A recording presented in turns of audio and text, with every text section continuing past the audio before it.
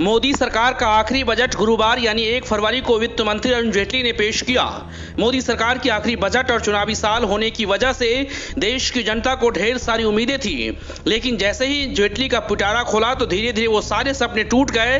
कुल मिलाकर देखा जाए तो आम आदमी के लिए इस बार के बजट में कुछ भी नहीं था।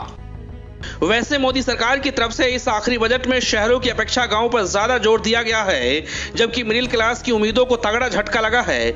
नौकरी पेशा लोगों को इस बजट में इनकम टैक्स में राहत की उम्मीद थी, लेकिन जेटली ने इसमें भी कोई छूट नहीं दी। हालांकि उन्हें सैलरी क्लास के मौजूदा टैक्स स्लैब इनकम में से 40,000 रुपए का स्टैंडर्ड डिडक्शन कर दिया गया है।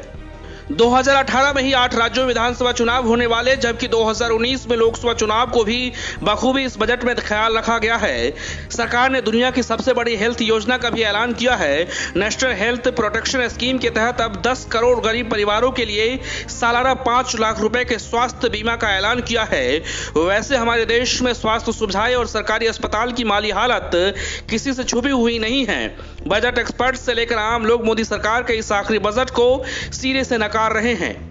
वैसे तो वित्त मंत्री अरुण जेटली ने कई लोक लुभावन वादे किए और आम आदमी को जोर का झटका धीरे से देकर कई टैक्स चिपका दिए।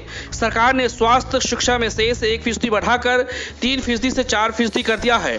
इस बढ़ोतरी का असर स्वास्थ्य शिक्षा से लेकर सभी क्षेत्रों पर पड़ने वाला है। शेष के साथ ही मोबाइल और टीवी जैसे उपकरण भी महंगे होंगे, क्योंकि कस्टम ड्यूटी बढ़ा दी गई है। शेष बढ़ाने के कारण इनकम टैक्स पर भी असर पड़ेगा, क्योंकि इनकम टैक्स पर 1% टैक्स लगेगा। Bureau report, national Dastak.